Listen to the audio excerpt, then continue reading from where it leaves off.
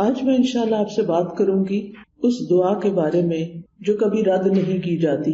دعا ایک عبادت ہے، دعا ہماری ضرورت ہے. دعا اللہ تعالیٰ سے اپنی دنیا کی زندگی اور آخرت کی زندگی کی ضروریات کے بارے میں التجا کرنا ہے، اس سے مانگنا ہے، اس سے سوال کرنا ہے، اس کے آگے گڑ گڑانا ہے، اس کے آگے اپنی عاجزی کا اظہار کرنا ہے اور اپنے مسائل کا حل تلاش کرنا ہے. ہم سب جانتے ہیں کہ اس دنیا میں ہم آزمانے کے لیے بھیجے گئے ہیں.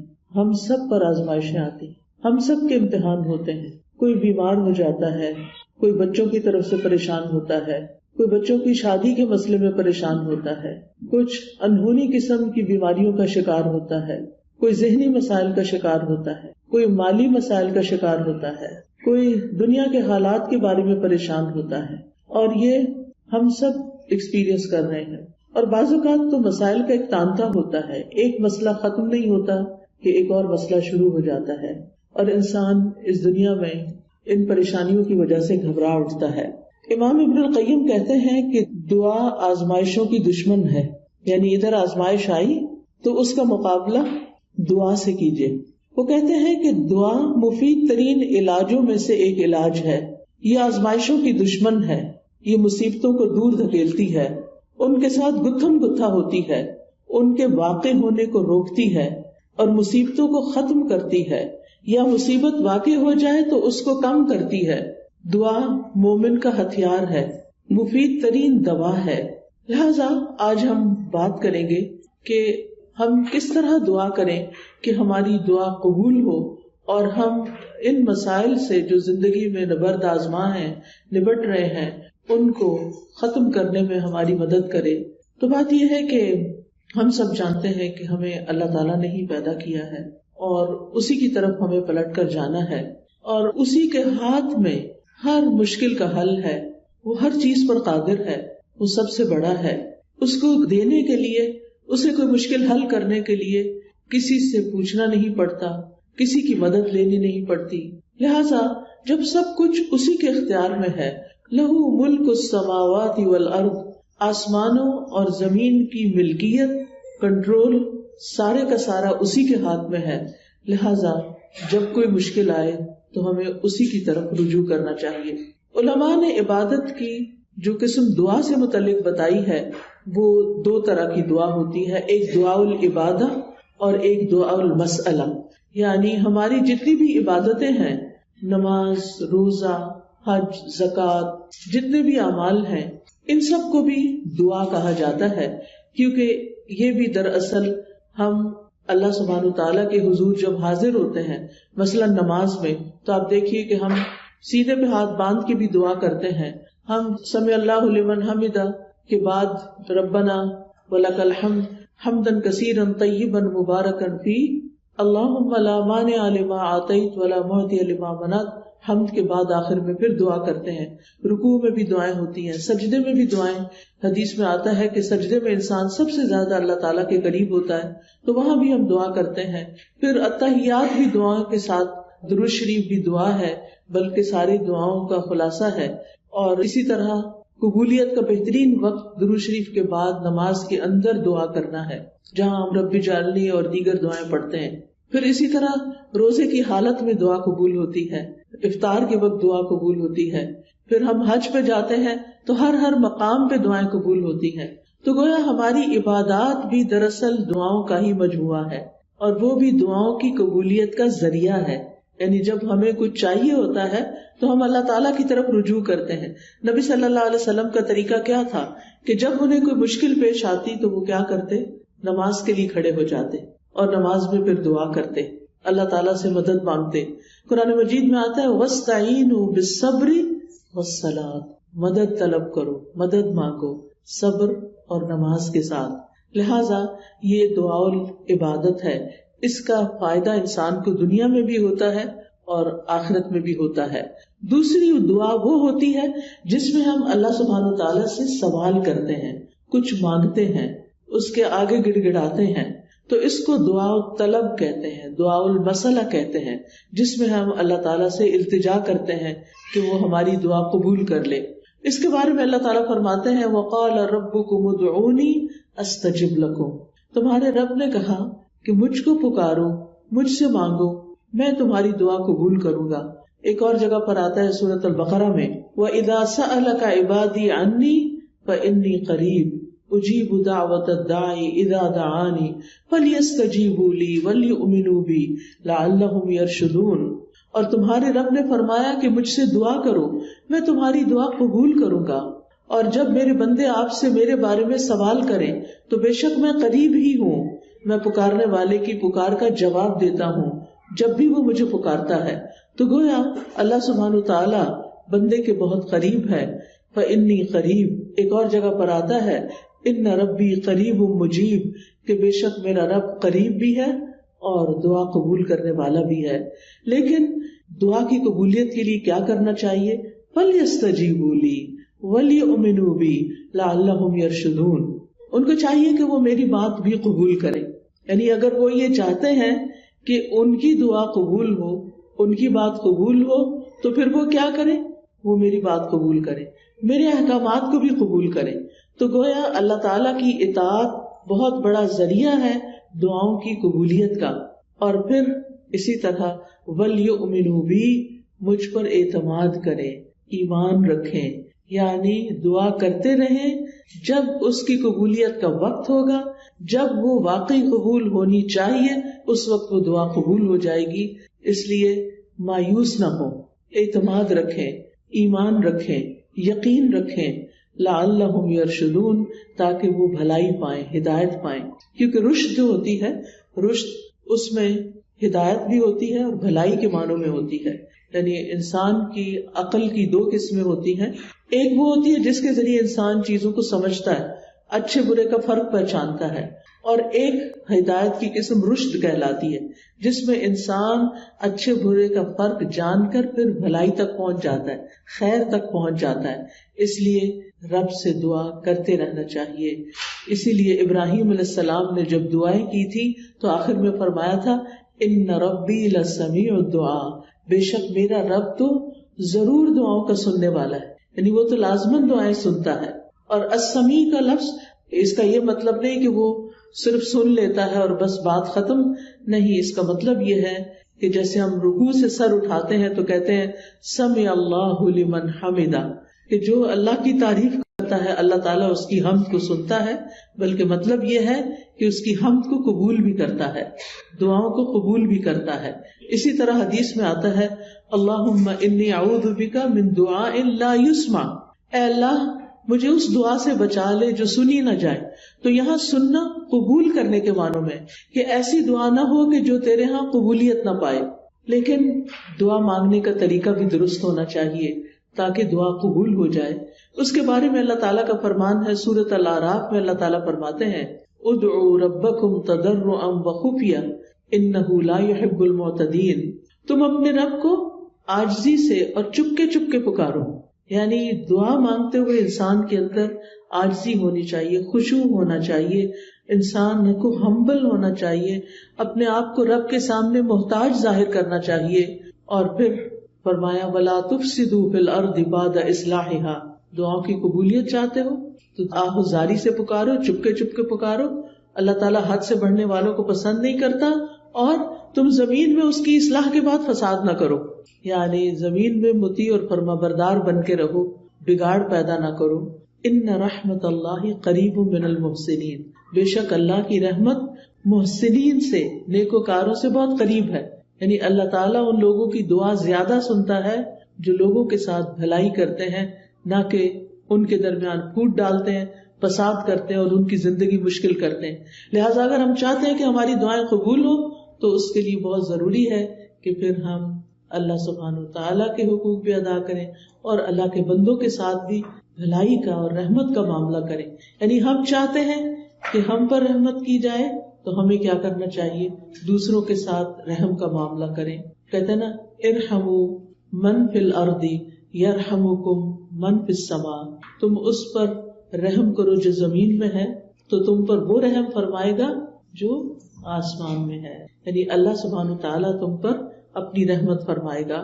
تو اس سے یہ پتہ چلتا ہے کہ دعا مانگنے کے وقت انسان کا طریقہ کیا ہونا چاہیے۔ سب سے پہلے کہ گڑ گڑا کے پوری توجہ سے رو کے, اللہ سبحانہ تعالیٰ کے آگے فریادیں کر کے, لیکن حد سے نہ بڑھا جائے. حد سے بڑھنا کیا ہے کہ انسان ایسی حرکتیں شروع کر دے کہ جن کا سنت سے کوئی تعلق نہیں. نبی صلی اللہ علیہ وسلم نے اس طرح کی دعا نہیں مانگی. پھر اسی طرح یہ کہ پوری امید کے ساتھ دعا کرنی چاہیے, پورے یقین کے ساتھ دعا کرنی چاہیے کہ ہماری دعا قبول ہوگی. اللہ تعالیٰ سے نا امید نہیں ہونا چاہیے. وَادْعُوهُ خَوْفًا وَطَمَعًا, خوف رکھتے ہوئے اور امید کے ساتھ دعائیں کرنی چاہیے. یعنی انسان دعا مانگنے سے رکے نہیں بلکہ مانگتا رہے. دیکھا جائے تو اللہ تعالیٰ کو تو انسان کی دعا کی ضرورت نہیں کہ بندہ اس سے ضرور مانگے. یہ تو انسان کے اپنے فائدے میں ہے کہ انسان اللہ سے مانگتا رہے. یہ جو اللہ تعالیٰ ہمیں حکم دے رہے ہیں کہ دعا مانگتے رہو, تو آپ دیکھیے کہ اس میں ترغیب دی جا رہی ہے. اس کو ضرورت نہیں ہے, ہمیں ضرورت ہے, ہم محتاج ہیں. سورۃ فاطر میں اللہ تعالیٰ فرماتے ہیں یا ایھا الناس انتم الفقراء الی اللہ واللہ هو الغنی الحمید. اے لوگو تم سب اللہ کے محتاج ہو اور اللہ بے نیاز ہے, تعریف والا ہے. یعنی محتاج ہم ہیں, ضرورت ہماری ہے, اور اللہ بے نیاز ہے, اس کو ضرورت نہیں ہے, اس کو کسی کی محتاجی نہیں ہے کہ کوئی دعا کرے گا تو اس کی شان بلند ہوگی. وہ تو پہلے سے ہی بلند شان کا مالک ہے. ایک حدیث قدسی میں آتا ہے, اللہ تعالیٰ فرماتے ہیں اے میرے بندو تم کبھی مجھے نقصان پہنچانے کی طاقت نہیں رکھو گے, یعنی میرا کچھ نہیں بگاڑ سکتے کہ مجھے نقصان پہنچا سکو, نہ کبھی مجھے فائدہ پہنچانے کے قابل ہوگے کہ مجھے فائدہ پہنچا سکو. نہ ہم اللہ تعالیٰ کا نقصان کر سکتے ہیں اور نہ ہی اس کو فائدہ دے سکتے ہیں. اسی لیے ایک اور حدیث میں آتا ہے اے میرے بندو اگر تمہارے پہلے والے اور تمہارے بعد والے اور تمہارے انسان اور تمہارے جن سب مل کر تم میں سے ایک انتہائی متقی انسان کے دل کی طرح ہو جائیں تو اس سے میری بادشاہت میں کوئی اضافہ نہیں ہوگا. یعنی اگر ہم سب کے سب بہت نیک بھی بن جائیں تو اللہ تعالیٰ کو تب بھی کوئی فائدہ نہیں. ہم اپنا سارا مال بھی خرچ کر دیں تو اللہ تعالیٰ کا کچھ بھی فائدہ نہیں, اس کا ریٹرن خود ہم ہی کو ملنے والا ہے. تو بات یہ ہے کہ دعا انسان ہی کو فائدہ دیتی ہے, لہذا دعا مانگتے رہنا چاہیے کیونکہ دعا ایک عبادت ہے. ہم اپنی زندگی میں جتنی بھی دعائیں کریں گے اتنی زیادہ اللہ تعالیٰ کی محبت پائیں گے, کیونکہ نبی صلی اللہ علیہ وسلم نے فرمایا لیس شیء اکرم علی اللہ من الدعاء, اللہ کے ہاں دعا سے بڑھ کر کوئی چیز عزت والی نہیں. یعنی ہم بندوں سے مانگتے ہیں تو وہ کیا ہوتا ہے, ذلت ہوتی ہے, لیکن جب ہم اللہ سے مانگتے ہیں تو اللہ تعالیٰ کے ہاں درجات بلند ہوتے چلے جاتے, عزت بڑھتی چلی جاتی ہے.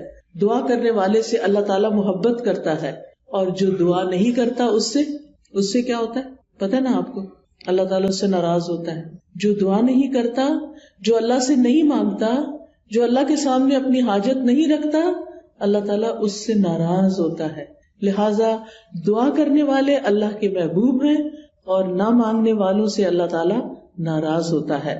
دعا نہ کرنا تکبر کی علامت ہے. بعض لوگوں کو کہا جاتا ہے نا دعا کرو, کہتے بہت کر لی کوئی فائدہ نہیں ہوا, یا کہتے ہیں اس کو تو پتہ ہی ہے ہمیں کیا چاہیے, ہمیں کیا ضرورت ہے کہ ہم اس سے مانگے. نہیں, ہمیں ضرورت ہے اس سے مانگنے کی, اور جب تک ہم مانگتے رہیں گے ہماری نیکیوں میں اضافہ ہوتا رہے گا, اور ایک وقت آئے گا کہ قبول بھی ہو جائے گی. قیامت کے دن یعنی ہر دعا قبول ہوتی ہے.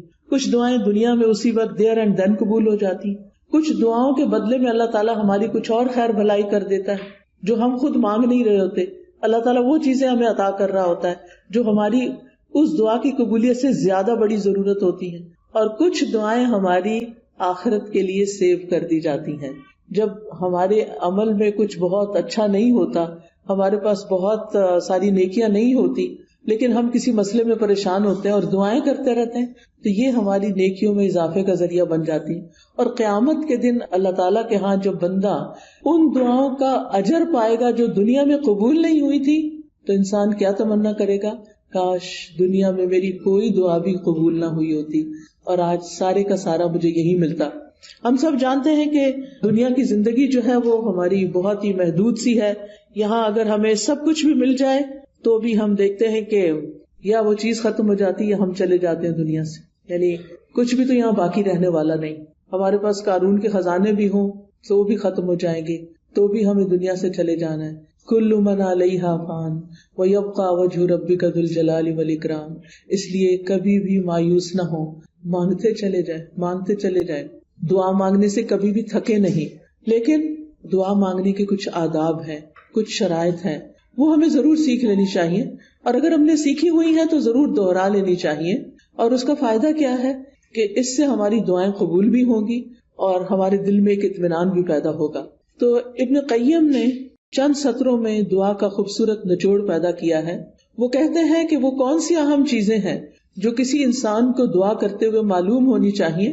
اور اس کے آخر میں انہوں نے یہ جملہ کہا ہے پورے یقین کے ساتھ کہ جو ان شرائط کو پورا کر کے دعا کرے گا وہ دعا کبھی رد نہیں ہوگی، یعنی اس کی دعا کبھی رد نہیں ہوگی. تو آج کا موضوع بھی یہی ہے کہ وہ کون سی دعا ہے جو رد نہیں ہوتی، یعنی وہ کس طریقے سے مانگی ہوئی دعا ہے جو ضرور قبول ہو جاتی ہے. اور یہ باتیں انہوں نے اپنی کتاب الجواب الکافی لمن سأل عن الدواء الشافی، اردو میں بھی کتاب آپ نے اس کا ترجمہ دیکھا ہوگا دوائے شافی کے نام سے. ہو سکتا ہے آپ میں سے کچھ لوگوں نے یہ کتاب پڑھی ہو. بہت ہی اچھی کتاب ہے، پڑھنے کے لائق ہے. میں سمجھتی ہوں جس نے زندگی میں یہ کتاب نہیں پڑھی اس کے علم میں بہت بڑی کمی ہے. اردو میں یہ کتاب، انگلش میں بھی کچھ مختصر سی شاید ٹرانسلیشن ہے، اصل کتاب عربی میں ہے. اگر آپ کو اردو نہیں بھی سمجھ آتی، نہیں پڑھ سکتے، تو کم از کم آپ اس کے آڈیو لیکچر سن سکتے ہیں. قرآن فار آل ایک ایپ ہے جس میں دوائے شافی کے سارے لیکچرز ریکارڈڈ موجود ہیں. اس میں سے ایک ایک لیکچر اگر آپ کر کے سنیں گے تو کتاب ختم ہو جائے گی. آڈیو بک ہے وہ، اور چھوٹا چھوٹا میں نے ایکسپلین بھی کیا ہوا ہے اس میں. تو اس سے آپ کو زندگی گزارنے کے بہت سارے پر حکمت ایسے نکتے ملیں گے کہ جن کو اپنا کے آپ کی زندگی میں ایک اطمینان اور سکون پیدا ہو جائے گا. تو بہرحال اس کتاب کا ترجمہ النس اینڈ دا کیور کے نام سے بھی آپ دیکھیے گا ضرور. تو دعا کی قبولیت کے اسباب کون سے ہیں؟ اگر آپ کے پاس کاپی پین ہو تو اپنے پاس نوٹ کر لیجئے، اور اگر نہیں تو دل پہ لکھ لیجئے. سب سے پہلی چیز دل کا حاضر ہونا، یعنی دعا کی قبولیت کے لیے سب سے اہم ترین چیز کیا ہے کہ دل کی حضوری کے ساتھ دعا کی جائے. یعنی مقصد کو حاصل کرنے کے لیے مقصد کو پہلے اچھی طرح سمجھ لینا چاہیے کہ مانگنا کیا ہے. پھر مانگنے کے لیے الفاظ کیا ہونے چاہیے، کیونکہ آپ دیکھیے جتنے اچھے الفاظ سے آپ مانگتے ہیں نا، اور جتنے پیار سے مانگتے ہیں، جتنی عاجزی سے مانگتے ہیں، تو جو آپ مانگتے ہیں وہ آپ کو مل جاتا ہے. آپ کسی انسان سے بھی، کسی بچے سے بھی، مثلا بعض اوقات ایسا ہوتا ہے نا، بچہ آپ کی کوئی چیز اٹھا کے بھاگ جاتا ہے تو آپ اسے کہتے ہیں ادھر آؤ، واپس لاؤ، تو کیا ہوتا ہے وہ اور دور بھاگتا ہے. لیکن اگر آپ پیار سے اس کو کہتے ہیں اچھا یہ دیکھو ادھر آؤ، میرے پاس یہ چیز بھی ہے تمہارے لیے، آؤ، تو وہ اس چیز کو دیکھتا ہے تو وہ فوراً آ جاتا ہے. تو جو پیار کی بات ہوتی ہے نا، محبت کی بات ہوتی ہے، اور توجہ سے بات جو کی جاتی ہے، اس کا اثر ہی کچھ اور ہوتا ہے. بعض اوقات ہم ایسے کرتے ہیں، ہمارے ہاتھ میں فون ہوتا ہے اور ہم کسی سے بات کر رہے ہوتے ہیں تو وہ دوسرے کو کوئی اثر نہیں ہوتا، بچے اس بات کا کوئی اثر نہیں لیتے. تو توجہ، دل کی حضوری، اچھے الفاظ، اور غفلت سے باہر آ کے اچھے سے مانگنا. کیونکہ حدیث میں آتا ہے وَاعْلَمُوا أَنَّ اللَّهَ لَا يَسْتَجِيبُ دُعَاءً مِّن قَلْبٍ غَافِلٍ لَاهٍ، جان لو بے شک اللہ غافل اور لہو لعب یعنی کھیل کود میں مبتلا دل کی دعا قبول نہیں کرتا. یعنی دھیان ہمارا کہیں اور لگا ہوا ہے، کان ہمارے کہیں اور لگے ہوئے ہیں، اور ہم صرف زبان سے کوئی کتاب اٹھا کے، آج کل تو بہت سہولت ہو گئی ہے نا کہ خود سے سوچنا بھی نہیں پڑتا کیا مانگنا ہے، بس بک اٹھائی دعاؤں کی، یا کوئی کارڈ اٹھا لیا، یا پھر کوئی ایپ کھول لی اور لفظ پڑھنا شروع کر دیے. ٹھیک ہے وہ بھی دعائیں ہیں، لیکن ان کو بھی سلیقے سے پڑھنے کی ضرورت ہے. ان پر بھی جب آپ پڑھتے ہیں نا تو صرف ایسے نہیں کہ قرآن کی تلاوت کر رہے ہیں بغیر سوچے سمجھے تو دعائیں بھی بغیر سوچے سمجھے پڑھتے چلے جائیں، ایسا نہیں کرنا، بلکہ جو کچھ بول رہے ہیں اس کو سمجھنا بھی ہے، کیا مانگ رہے ہیں، کیوں مانگ رہے ہیں. لہذا ہمیں غفلت سے نکلنا ہے، دل حضوری کے ساتھ مانگنا ہے، ڈسٹریکشن سے بچنا ہے. جو آپ کی خاص خاص دعائیں نا وہ ایسے وقت میں کیا کریں جب ڈسٹریکشن نہ ہو. کیونکہ بعض اوقات آپ دعا مانگ رہی ہیں اور ادھر سے بچہ آپ کو کھینچ رہا ہے، ادھر سے فون بج رہا ہے، ادھر سے کوئی گھر کے باہر کھڑا ہے، ادھر سے آپ کو خوشبو آ رہی ہے کہ ہڈیاں جل رہی ہے. اب آپ سوچیں کیا دعا مانگی جائے گی، کیسی دعا ہوگی وہ، اور پھر اس میں قبولیت کیا ہوگی جب آپ کو خود ہی پتہ نہ ہو، کان کہیں لگے، آنکھیں کہیں لگے، ناک کہیں لگے، کیا پتہ چلے گا کیا مانگا کیا نہیں مانگا. لہٰذا ایسے وقت میں مانگے جب آپ اکیلے ہوں، تنہا ہوں، آپ اور آپ کا رب ہو، پھر آپ اسے چپکے چپکے سرگوشیاں کریں. اذ نادى ربه نداء خفيا، زکریا علیہ السلام نے اپنے رب کو پکارا تھا چپکے چپکے، خفیہ خفیہ. ادعوا ربکم تضرعا وخفیا، عاجزی اور زاری بھی ہو اور چپکے چپکے مناجاتیں بھی ہوں، کیونکہ دعا کرتے وقت جذبات بھی ساتھ ہونے چاہیے، یعنی اللہ کی رحمت کو محسوس کرنا چاہیے، اللہ کا شکر ادا کرنا چاہیے کہ اس نے توفیق دی ہے، اور پھر اس یقین کے ساتھ کہ اللہ بڑا مہربان ہے، رحم فرمانے والا ہے، وہ اس وقت بھی سن رہا ہے، وہ میرے دل کی حالت جانتا ہے، اور وہ کچھ دے سکتا ہے جو میں مانگ رہی ہوں۔ جب آپ بندوں سے کچھ مانگتے ہیں نا تو بعض اوقات ان کے پاس ہوتا بھی ہے، وہ نہیں دیتے، لیکن اللہ تعالیٰ جب دیتے ہیں تو اس کے خزانوں میں تو کمی ہوتی ہی نہیں۔ بندوں کو تو یہ خوف ہوتا ہے نا، ہم نے دے دیا تو ہمارا کیا بنے گا، ہر دفعہ ایسے ہی ہوتا ہے نا، کوئی ہم سے کچھ مانگ لے تو پہلے ہم سوچتے ہیں ہمارا کام چلے گا دینے کے بعد، بس اتنا ہی دیتے ہیں جتنا ہم بس دینا چاہتے ہیں، اس سے آگے نہیں۔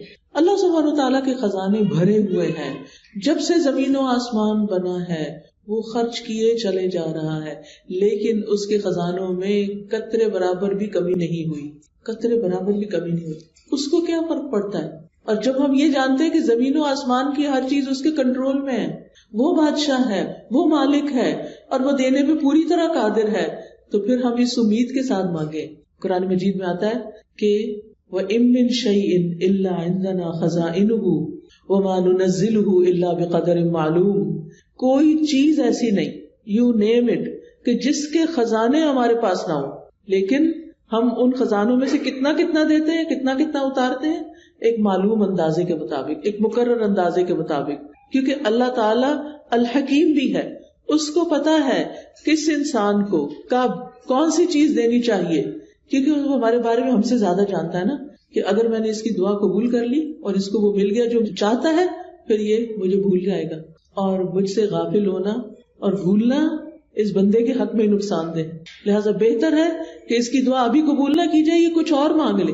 یعنی بعض لوگوں کی دعا صرف اس لیے قبول نہیں کی جاتی کہ ان کا رونا اللہ کو پسند ہوتا ہے، ان کا مانگتے رہنا اللہ کو پسند ہوتا ہے، کیونکہ جب ہم دکھی ہوتے ہیں، تکلیف میں ہوتے ہیں، پریشان ہوتے ہیں، تو پھر ہم اللہ کی طرف رجوع کرتے ہیں، اور جب ہماری ضروریات پوری ہو جاتی ہیں تو پھر ہم کیا کرتے ہیں، پھر تو ہم نماز پڑھنا بھی بھول جاتے ہیں، پھر ہم صدقہ خیرات دینا بھی بھول جاتے ہیں۔ لہٰذا اللہ سبحانہ وتعالیٰ ہمیں کسی نہ کسی مشکل میں ڈالے رکھتا ہے ہمارے فائدے کے لیے، ہماری بھلائی کے لیے، تاکہ ہم اللہ تعالیٰ کی طرف رجوع کرتے رہیں۔ نبی صلی اللہ علیہ وسلم نے فرمایا ادعوا اللہ وانتم موقنون بالاجابہ، تم اللہ سے مانگو اس یقین کے ساتھ کہ تمہاری دعا ضرور قبول کی جائے گی، پورا یقین ہو۔ لہٰذا جب آپ کو یقین آئے گا نا تو غفلت بھی دور ہو جائے گی، دعا میں دل حاضر رہے گا، اور آپ اس طرح دعا کی قبولیت کی پہلی شرط پوری کر دیں گے۔ دوسری چیز جو ہے وہ ڈسٹریکشن ہے۔ ڈسٹریکشن کا مطلب یہ ہے کہ انسان کبھی کہیں دیکھے، کبھی کہیں دیکھے، کبھی کچھ سوچے، کبھی کچھ سوچے، اور جو مانگ رہا ہے اس کی خبر نہ ہو اس کو، تو ہمیں سمجھ کر دعا کرنی، سمجھ کر، یعنی یہ دوسرا اہم نقطہ ہے، حاضر دل کے ساتھ اور سمجھ کر، کیونکہ اگر پتہ ہی نہیں مانگ کیا رہے ہیں تو پھر کیا فائدہ۔ اور پھر یہ ہے کہ اگر عربی میں دعا مانگنی نہیں آتی تو الٹے سیدھے لفظ پڑھ کے نہ مانگیں، اردو میں مانگ لیں، انگلش میں مانگ لیں، پنجابی میں مانگ لیں، جو آپ کی زبان ہے اس میں مانگ لیں، تو آپ کے لیے کچھ مشکل نہیں ہے۔ اللہ تعالیٰ کو ساری زبانیں آتی ہیں، ایک ہم ہیں، ہمارے لیے ریسٹرکشن، ہماری لمیٹیشنز ہیں، ہمیں ایک زبان آتی ہے تو دوسری نہیں آتی، انگریزی آتی ہے تو فرینچ نہیں آتی، اردو آتی ہے تو پنجابی نہیں آتی بچوں کو، تو کتنی لمیٹیشنز ہیں ہماری۔ اللہ تعالیٰ کے لیے کچھ مشکل نہیں، کسی بھی ڈائلیکٹ میں، کسی بھی زبان میں، کسی بھی وقت، کسی بھی لمحے کچھ بھی مانگتے ہیں، وہ سب کچھ سمجھتا ہے، جانتا ہے، اور دینے پر پوری طرح قادر ہے۔ پھر آپ دیکھیے کہ دعا کرتے وقت کسی بے مقصد کام میں مشغول نہ ہو۔ اچھا بعض لوگ موبائل سے دعائیں پڑھتے ہیں، ٹھیک ہے، سہولت کے لیے پڑھ سکتے ہیں آپ، اب کیا ہوتا ہے اتنے میں اوپر ایک نوٹیفیکیشن آ جاتا ہے، اچھا آدھی دعا پڑھی، آدھا میسج پڑھا، نہ ادھر کے نہ ادھر کے، ملٹی ٹاسکنگ ہو رہی۔ دنیا کے کاموں میں تو ملٹی ٹاسکنگ آپ کر سکتے ہیں، لیکن اللہ تعالیٰ کے ہاں تو بس ایک وہ ہے، اس کو ایک مانتے ہوئے بس وہ اس میں بھی یہ بھی شریک کرنا پسند نہیں کرتا کہ جب ہم اس سے بات کر رہے ہوں تو ہم اوروں کے بارے میں سوچ رہے ہوں، یا اس سے بات کر رہے ہوں تو بیچ میں کسی اور سے باتیں شروع کر دیں، اس کو یہ پسند نہیں ہے۔ لہٰذا ہمیں ڈسٹریکشن سے بچنا ہے۔ بعض اوقات یہ ہوتا ہے کہ کوئی چیز ہمارے انگوٹھی وغیرہ ہاتھ میں ہوتی ہے تو کچھ لوگ کیا کرتے ہیں، دعا مانگتے اس سے کھیلنا شروع کر دیتے، کوئی بٹن کھول بند شروع کر دیتا ہے، کچھ اور کرنے لگتے ہیں۔ ان ساری چیزوں سے بچنا ہے۔ اس وقت کپڑے نہیں سنوارنے، کوئی اور کچھ نہیں، کھجانا شجانا بھی نہیں، اگر کھجانا پہلے کھجا لیں، اور پھر اس کے بعد دعا کرنی شروع کریں. یعنی 100% آپ کی توجہ دعا کی طرف ہونی چاہیے. ہمارے اسلاف میں سے کسی نے ایک شخص کو دیکھا کہ دعا کر رہا تھا اور ساتھ کنکریوں سے کھیل رہا تھا. انہوں نے کہا یہ کنکریاں پھینک دو اور اپنی دعا پہ توجہ کرو. دعا کرتے ہوئے تمہارا دل اور اعضاء سارے پورا جسم اس طرف متوجہ ہونا چاہیے. تو یہ تھی پہلی شرط. ٹھیک ہے.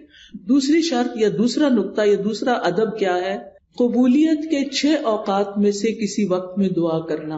اب قبولیت کے 6 اوقات کون سے ہیں میں ابھی آپ کو بتاتی ہوں. یہ 6 اوقات ایسے ہیں جن میں دعا قبول ہو جاتی ہے اور کبھی رد نہیں ہوتی. لہٰذا دل کو حاضر رکھنے کے ساتھ ساتھ دوسری چیز وقت کا انتخاب ہے کہ کس وقت آپ مانگیں, کون سا زیادہ سوٹیبل ٹائم ہے. تو ان میں سے سب سے پہلے رات کا آخری تہائی حصہ, 1/3 of last part of the night. اب وہ کیا ہے, جیسے آپ کے موبائل پہ وہ ٹائمنگز ہوتے ہیں نا صلاۃ کے, تو وہ آ جاتا ہے تہجد کا وقت آ جاتا ہے. آج کل شاید 1:30 ہے یا کچھ اس طرح. تو وہ لاسٹ پارٹ آف نائٹ ہوتا ہے, جو تیسرا حصہ آخری حصہ ہوتا ہے رات کا, فجر کی اذان سے پہلے, آپ سمجھے 1.5-2 گھنٹے پہلے. اب اس وقت میں آپ اللہ تعالیٰ سے دعا کریں گے, جو کہ تہجد کا وقت ہوتا ہے. سب سو رہے ہوتے ہیں, فون کالز کرنے والے بھی سو رہے ہیں, آنے جانے والے بھی سو رہے ہیں, گھر والے بھی سو رہے ہیں, بچے بھی سو رہے ہیں, سبھی سو رہے ہیں. اب آپ کا رب جاگ رہا ہے, لہٰذا جب آپ کی آنکھ کھلے تو آپ اپنے رب کو پکاریں, چاہے آپ بستر میں لیٹے ہوئے پکاریں. منع نہیں ہے لیٹ کے دعا کرنا, آپ لیٹ کے بھی دعا کر سکتے ہیں. اس وقت کوئی آپ کو دیکھ نہیں رہا ہوگا, آپ اللہ کے آگے رو سکتے ہیں, آپ اپنی التجائیں فریادیں کر سکتے ہیں. اگر کوئی ساتھ سویا ہوا ہے تو پھر زور سے نہیں بولیے, دل دل میں بولیے, کیونکہ اللہ تعالیٰ نے اجازت دی ہے کہ ادعوا ربکم تضرعا وخفیہ, خفیہ خفیہ, چپکے چپکے, وسپرنگ میں, دل ہی دل میں اللہ کے ساتھ فریادیں کرنا شروع کر دیں. اور یہ دل کی حضوری کا بہترین وقت ہے. حدیث میں آتا ہے ہمارا رب تبارک و تعالی ہر رات آسمانی دنیا پہ نزول فرماتا ہے. جب رات کا آخری تہائی حصہ باقی رہ جاتا ہے اور وہ آواز دیتا ہے کوئی جو مجھ سے دعا کرے تو میں اسے قبول کر لوں. اللہ تعالیٰ خود پکار رہے ہیں, مانگو مجھ سے. ہے کوئی جو مجھ سے مانگے تو میں اسے عطا کر دوں. ہے کوئی جو مجھ سے بخشش طلب کرے تو میں اس کو معاف کر دوں. اور یہ ہر رات ہوتا ہے, ایوری نائٹ. لہٰذا اس وقت سے فائدہ اٹھانا چاہیے. اگر ہم اپنے گناہوں سے پریشان ہیں, اپنی بری عادتوں سے پریشان ہیں, اپنے کچھ مینٹل ہیلتھ کے بارے میں پریشان ہیں, کسی خاص مسئلے کے بارے میں پریشان ہیں, تو اس آخری حصے میں رات کے اٹھیں اور اللہ تعالیٰ سے دعا کریں. اللہ تعالیٰ اپنی شان کے مطابق آپ کو نوازے گا اور یہ دعاؤں کی قبولیت کا سنہری موقع ہوتا ہے. دوسرے مواقع کون سے ہیں؟ ابن القیم لکھتے ہیں عند الاذان, حدیث میں بھی آتا ہے اذان. اب آپ کہیں گے ہمارے گھر میں تو اذان ریکارڈیڈ ہے. بالکل ریکارڈیڈ اذان بھی اذان ہے, وہ کچھ اور تو نہیں ہے نا. بعض لوگ کہتے ہیں اچھا اس کا جواب دیں, بھائی کیوں نہ دے, وہ کیا کہہ رہا ہے, وہ وہی تو کہہ رہا ہے جو اذان کے الفاظ ہیں. اب آپ مسجد میں بھی ہوتے ہیں تو کیا آپ کو مؤذن کی اصل آواز آ رہی ہوتی نہیں نا. کس میں سے آ رہی ہوتی؟ مائک کے تھرو آ رہی ہوتی ہے.